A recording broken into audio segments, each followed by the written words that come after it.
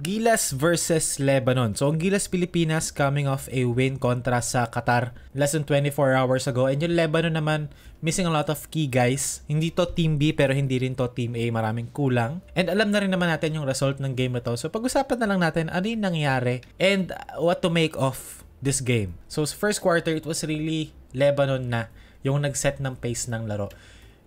Very aggressive sila defensively. Either aggressive sila mag-close ng paint or aggressive sila sa point of attack. Dito nag-execute ang Gilas Pilipinas ng triangle, sablay. Pero first half kasi it was really the Ginebra guys who scored. Justin Brownlee, Scotty Thompson, and a little bit of Calvin Oftana ang mga nakascore dito sa first half para sa Gilas Pilipinas. And yung points nila mostly, yung mga easy baskets ba na ma-generate by playing defense, mga offensive rebounds, yung mga hustle plays. And when they really executed sa half court, dun sila nag-struggle. Which is ironic kasi sila yung team na aasahan mo na magaling sa half court. Pero sa game na to nag-struggle sila against the defense of Lebanon. Dito naman sideline out of bounds play for Gilas. So half court. Maganda execution nila dito. Nag-set sila ng back pick for Scotty Thompson na kumakat sa basket na sa high post kay Junmar Fajardo yung bola. So alam naman ng Lebanon na threat dito si Justin Brownlee. Paangat after mag-set ng backpick. So, ang ginawa nila, okay, nag-stay attached lang sila kay Justin Brownlee pero after kasi ng dribble handoff ni Junmar Fajardo, the defender tried to go over. And too late na siya to contest Justin Brownlee na nakagather na pagkadaan niya sa screen. So, yung mga ganun, diba? You'd love to see more of that. Pero ang problema kasi, nahirapan yung Gilas Pilipinas umiscore.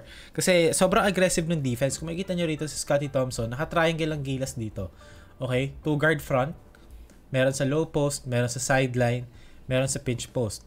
So yung point of attack, really aggressive. And even yung sa top kay Dwight Ramos, nakaabang sa passing lane. So talagang na-bother yung Gilas Pilipinas and na-delay yung pag-execute nila ng triangle offense. Dito, okay, pushed out na si Scotty Thompson sa half court, tsaka sila nag-flow into a high ball screen.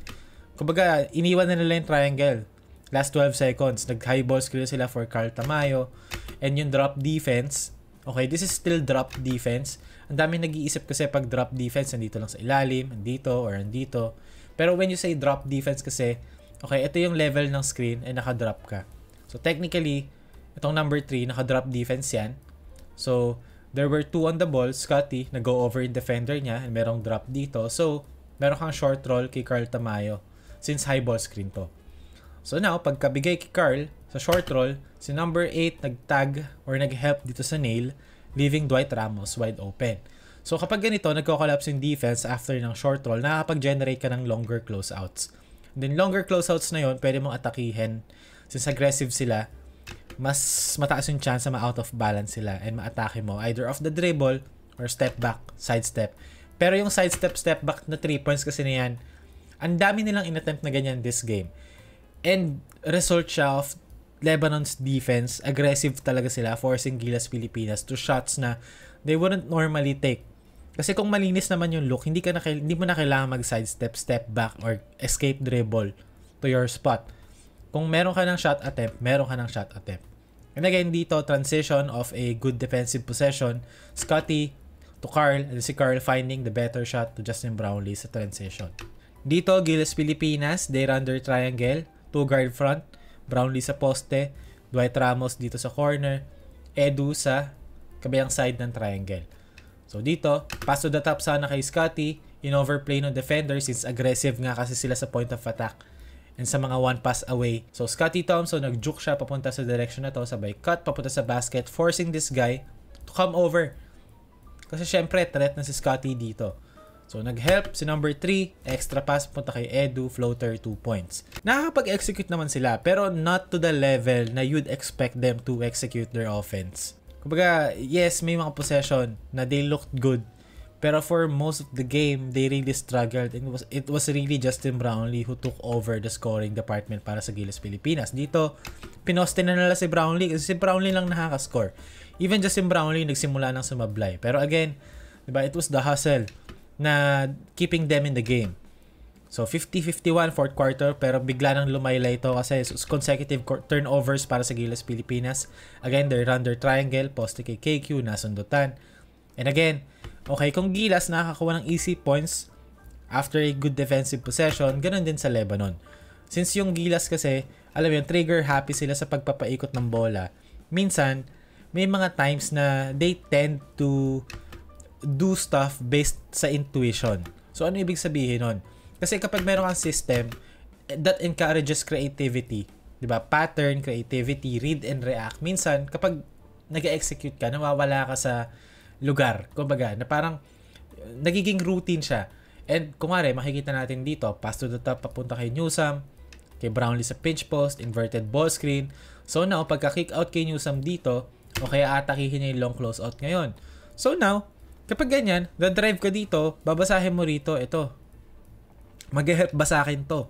So kapag nag-help kay Newsome to, and yung defender ni Newsome, na kay Newsome pa din, so ibig sabihin nun, si Justin Brownlee libre.